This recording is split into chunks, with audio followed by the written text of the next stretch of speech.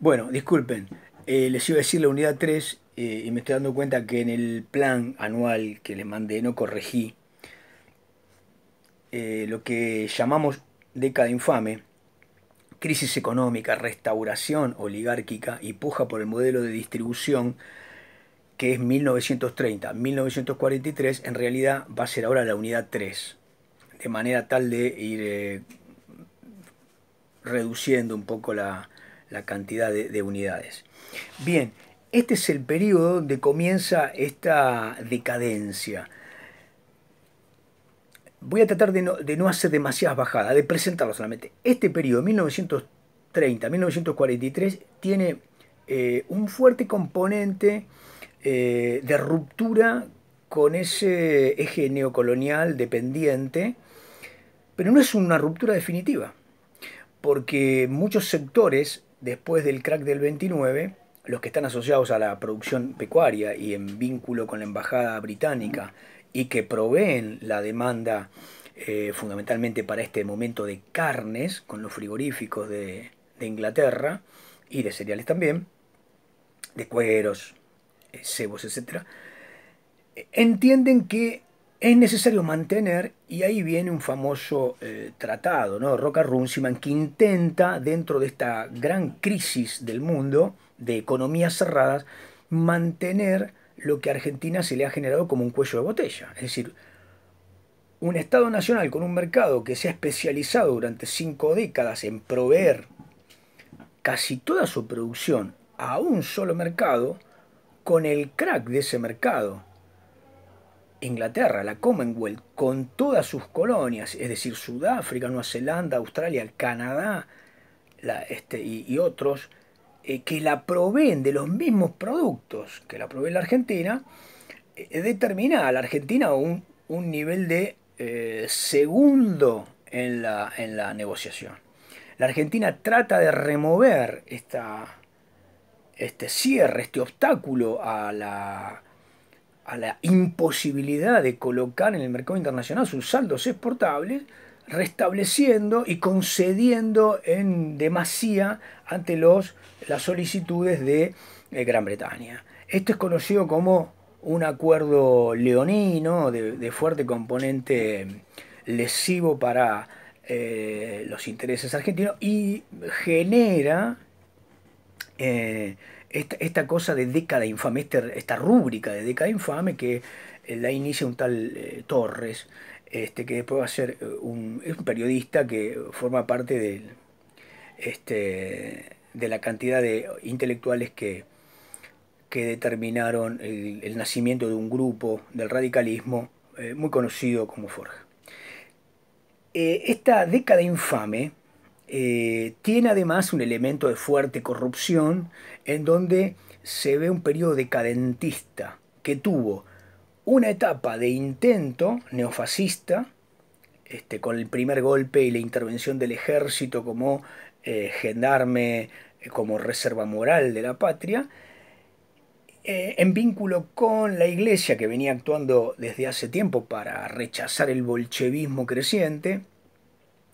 y el sostenimiento de los conservadurismos provinciales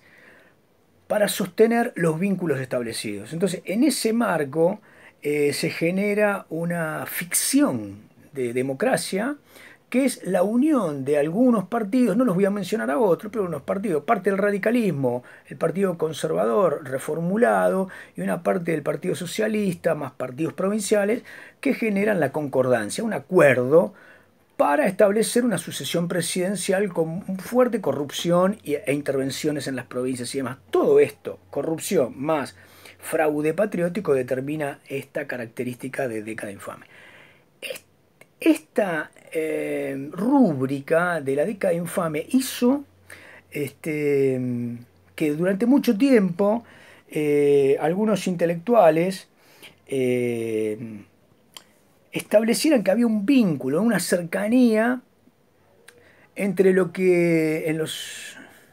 a fines de los 90, en los 2000, se pensaba el Menemato como un lugar no histórico. Quiero decir, habían ocurrido cosas, pero no histórico era que nadie sentía empatía por ese periodo. Nadie quería empezar a investigar lo que parecía ya abierto a juicio, era un periodo muy oscuro, muy nocivo. Y la verdad es que a vistas de las investigaciones que han llegado al día de hoy, uno puede descubrir que en ese periodo hubo más que década infame. Por lo tanto, el década infame que yo utilizo entre paréntesis es para dar una rúbrica, pero no porque esté convencido de que eso determina el periodo. Hay muchas líneas de ese proceso que demuestran que nos tenemos que parar más bien en el intento de generar un neofascismo, el intento uriburista, y un intento después que es más exitoso, que es el de Agustín P. Justo, jefe del ejército, que determina este fraude patriótico de una especie de república fraudulenta de restauración oligárquica. Es decir, volvemos a la fuente con Gran Bretaña, pero en un mundo fuertemente proteccionista, la Argentina determina una gran cantidad de cambios que ocurren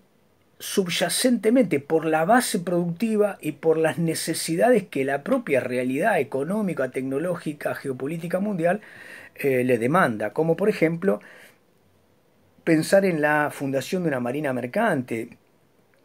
cambios muy importantes en nuestra infraestructura de rutas, eh,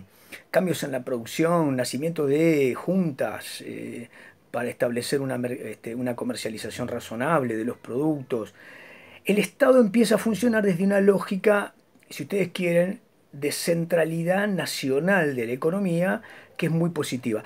Raramente esto ocurre, o paradojalmente esto ocurre, desde figuras que son muy denostadas en su momento, como Federico Pinedo o el mismo Prebisch, que eran ministros o presidente del Banco Central de Agustín P. Justo y después de Ortiz. Ese periodo tiene muchísima más riqueza como para dejarlo solamente centrado en la restauración oligárquica. Esa propia restauración también es un intento frustrado, porque si bien termina en los años 30, para los años 40 el fuerte crecimiento del nacionalismo con la Iglesia y el ascenso de los nacionalismos en Europa,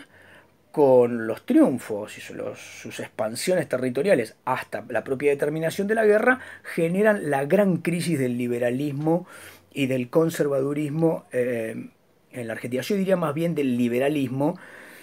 Después tendríamos que pensar esa conjunción entre liberal y conservador, que es muy importante, pero bueno, ese mundo de las élites entra en crisis y por más que intentan establecer un marco de continuidad, hay muchas fricciones en su interior. Esas fricciones tienen que ver con la puja que el capitalismo norteamericano desde mediados de la década del 10 ha introducido con fuertes inversiones en la Argentina y que en todo caso pujan, convergen y compiten con las inversiones británicas, que ya no están en el cemento y en el automóvil, sino que continúan en trenes, en rieles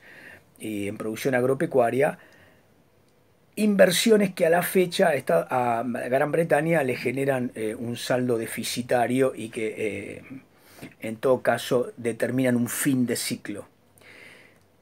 1943 implica un hito determinante. Termina la Argentina liberal, termina porque el ejército emerge con una fuerza mayor que la del 30. Ya no son fuerzas cívicos militares, es decir, no hay tanto componente civil como milicias asociadas, ligas republicanas o legiones cívicas, sino que acá aparece el ejército con logias y con un fuerte condimento programático previo para tomar el poder y para darle una direccionalidad a ese poder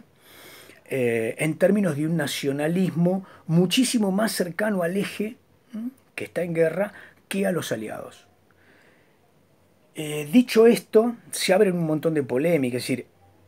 esa logia o las logias que existían en el ejército eran algunas radicales, otras eran liberales y la nueva logia o el nuevo componente de logia nacionalista tiene componentes que van del fascismo al nazismo. Eh, se pueden trazar hipótesis acerca de la importancia que tuvieron cada una de esas. Seguramente no fue la mayoría nazi, pero sí la mayoría podía ocultar debajo de la neutralidad en la guerra eh, su filonazismo, o por lo menos su voluntad de que si el eje derrotara en el mundo se iba a generar un espacio en el que la Argentina y ellos podían establecer marcos de prosperidad tecnológica, de avance del ejército y de regulaciones más tendientes a sus regulaciones ideológicas y a sus principios. Este golpe del 43 que genera una dictadura es fuertemente conservador y es fuertemente eclesial. La iglesia juega un papel muy importante. Y en esta dictadura del 43 al 46 nace Perón. Nace Perón como figura política. Por eso no cortamos en el 45. El 45 es parte central, es un año clave, porque ahí sí Perón se convierte en el líder único y ya no necesita de la dictadura como un continente en el cual sus acciones, sus movimientos generen un adunamiento de voluntades y un trabajo sindical, político, etc. El 45 es el año del ascenso de Perón, el 46 es la institucionalización del poder de Perón, y a partir de ahí Perón construye un sistema político con características determinadas, modifica el Estado en un sentido en el que se venía modificando con mayor velocidad y establece cambios culturales que son muy profundos en términos de la emergencia, enaltecimiento y empoderamiento, diríamos hoy, de los sectores trabajadores y humildes, en un marco que se puede llamar plebeyización o revolución plebeya, y que democratizan el ocio y el bienestar en la Argentina. Este periodo que sigue ya es la unidad que la vamos a llamar peronismo, ¿verdad? 1943-1955. Después siguen dos unidades que las denominamos antiperonismo 1, antiperonismo 2. Esas dos unidades que van del 55 al 66 y del 66 al 73 son un solo proceso. Pero lo fundamental de ambos procesos radica en que el año 66 tiene un golpe como iniciación, pero distinto que el año 55,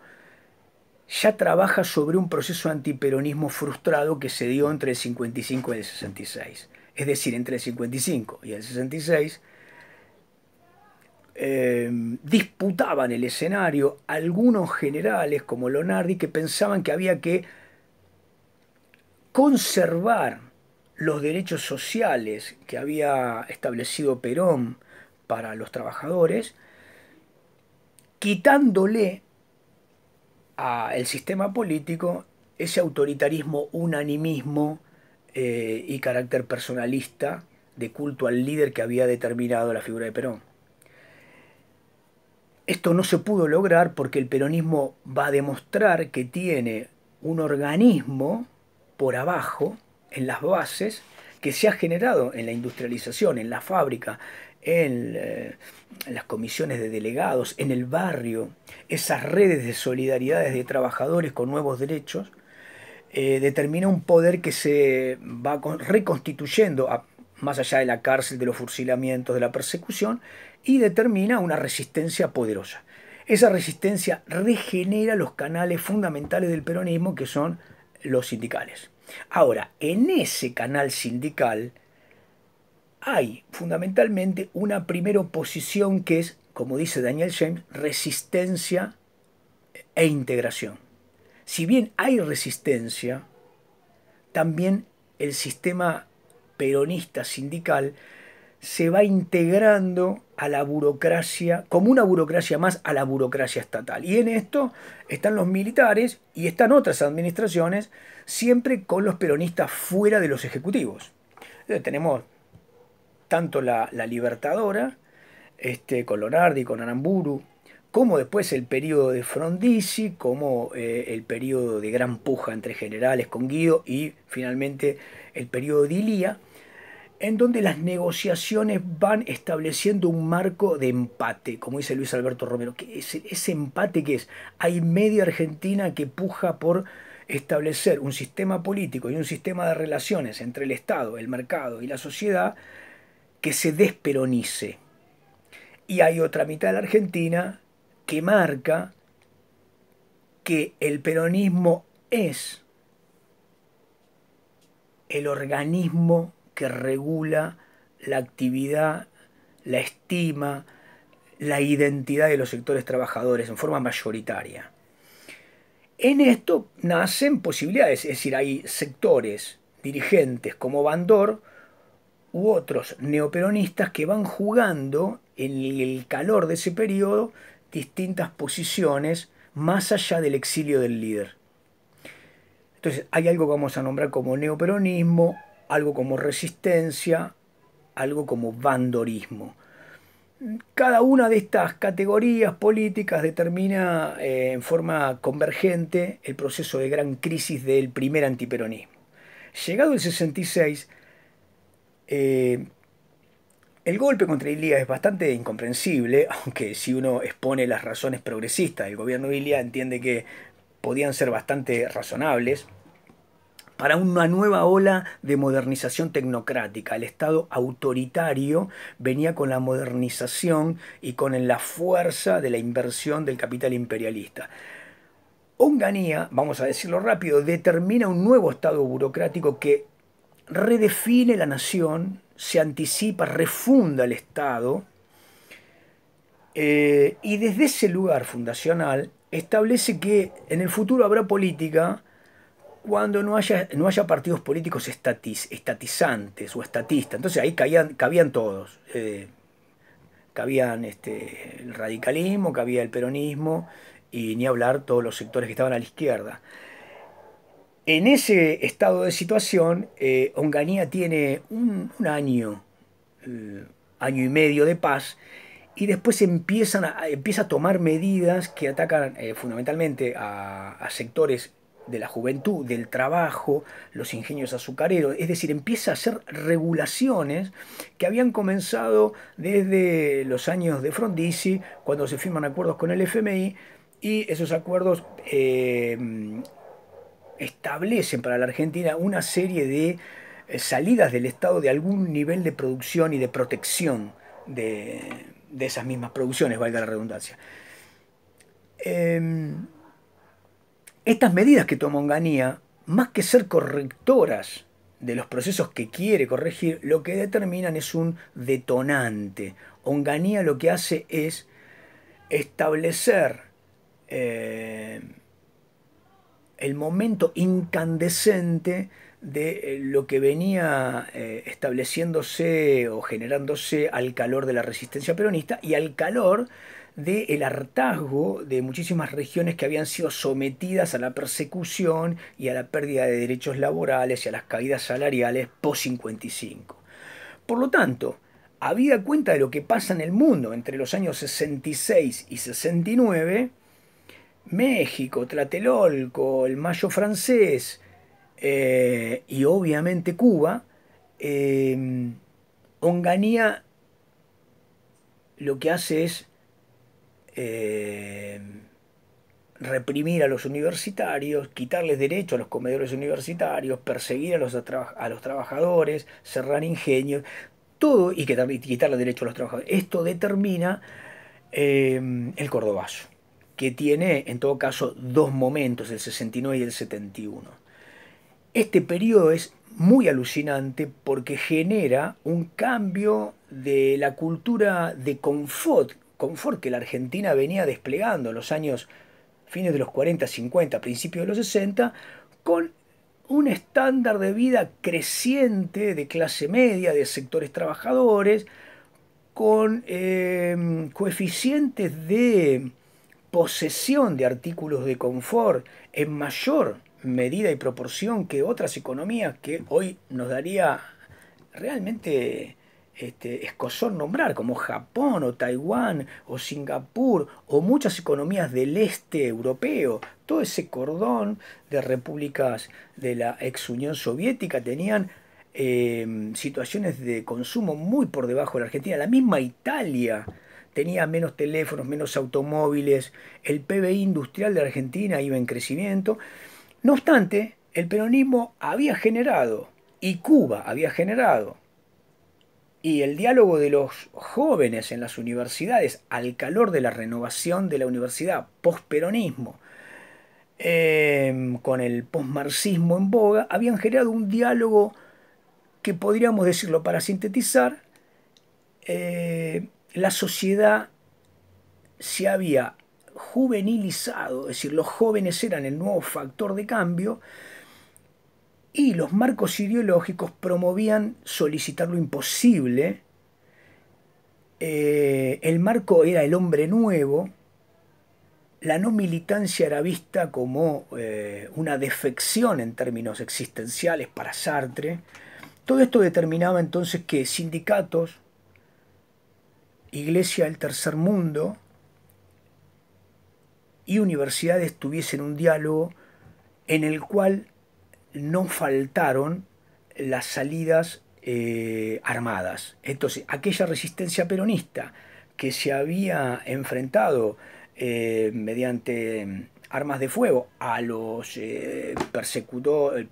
perseguidores del peronismo, a las dictaduras, ahora cobraba una sistematización y una organización tal cual ocurría en los pueblos irredentos. Entonces aparecía Libia o aparecía el caso de Cuba rechazando a los americanos o aparecía Vietnam. Entonces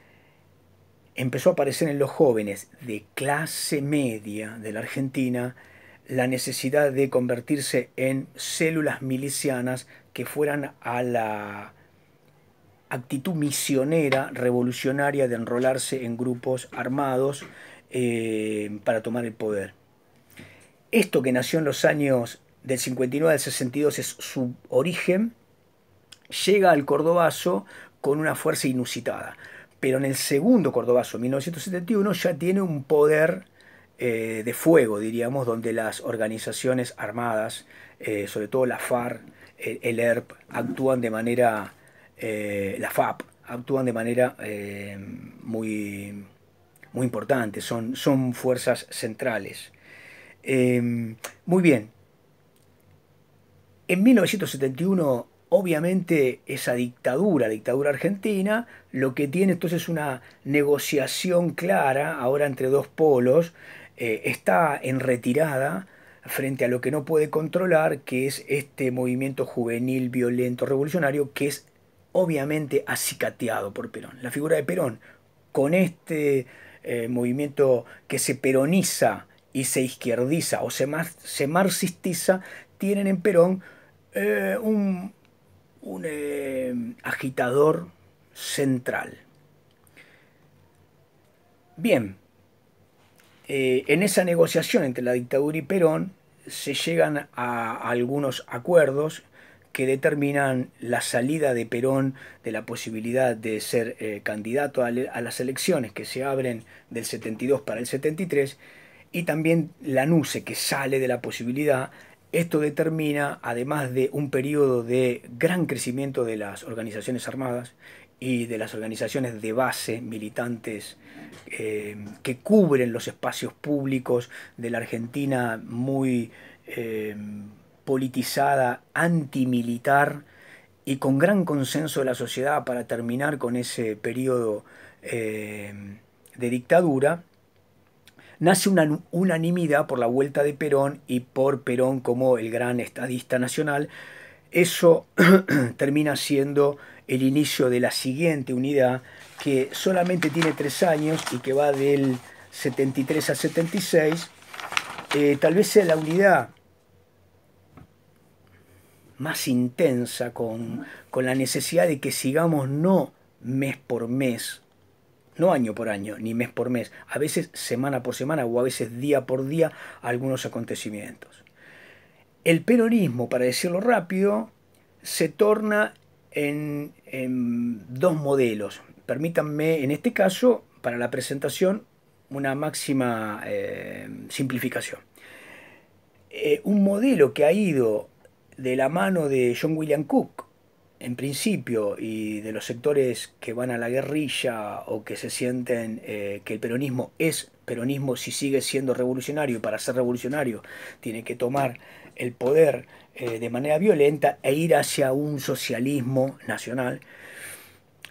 o algún formato de expropiación de los medios de producción y de expansión del poder popular,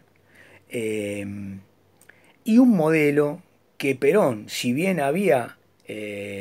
agitado, el de la lucha contra la dictadura, de ninguna manera tenía como proyecto esto que acabo de decir. El proyecto de Perón seguía siendo un proyecto capitalista, un proyecto donde los sindicatos seguían siendo la vertebración del orden social y de la paz social, que de ninguna manera incluía ningún tipo de marxistización. Perón utilizó en su estrategia y en sus pequeñas tácticas de lucha contra la dictadura a estos grupos juveniles, y cuando los quiso desarmar fue tarde, o en todo caso los grupos no se quisieron desarmar, con lo cual en algún momento aparecen los dos proyectos enfrentados. Perón, con un grado de senilidad producto de su enfermedad, muere en el poder, y entonces se desata una tragedia que es la de un gobierno peronista o varios gobiernos peronistas, como lo quieran ver ustedes, es decir, algún gobierno comandado o descomandado por su mujer, perdonen, por su mujer María Estela Martínez de Perón, que pide licencia y que deja, mientras corre el año 74 al 75, que los sectores militares formen parte del gabinete y que inicien o que continúen lo que ya había iniciado la AAA,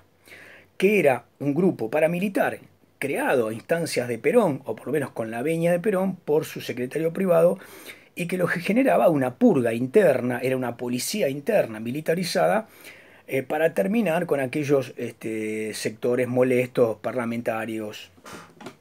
que oficiaban en el escenario peronista cuando Perón los consideraba infiltrados. Esto generalmente cae muy mal al trazado del relato peronista, pero es lo que ocurrió, estos son los hechos. Las muertes que ocurren de uno y otro lado hacen que los historiadores llamen a esto una guerra civil larvada entre peronistas, un enfrentamiento entre peronistas donde no hay ninguna unidad básica que no esté cargada de armas, esperando que el mundo ortodoxo, peronista, sindical, ataque a los sectores de la JP promontoneras. En esto transcurre el año 74 y 75, con muertes que van creciendo de a cientos hasta llegar a miles. El año 75 es el año de la tragedia. López Rega es en realidad el que gobierna, determina una salida económica que ha generado una gran inflación por falta del famoso acuerdo o pacto social que Perón había propuesto. Entonces ese estallido hace que se aplique un primer plan de shock, un gran estado, que lo llevó a cabo Rodrigo, un hombre puesto por López Rega. En ese estallido y eh, ese gran intento de plan ortodoxo, de ajuste fiscal, tenemos el inicio de la crisis del estado de bienestar, no el 24 de marzo del 76. Tampoco tenemos el estado terrorista comenzando el 24 de marzo del 76. El año 75 nos presenta la acción del Operativo Independencia, firmado por los hombres de Isabel Martínez de Perón, en este caso por Ítalo Argentino Luder, y en el gabinete tenemos a Macera, después a Videla nombrado, con lo cual el escenario consensuado entre el último Perón y los militares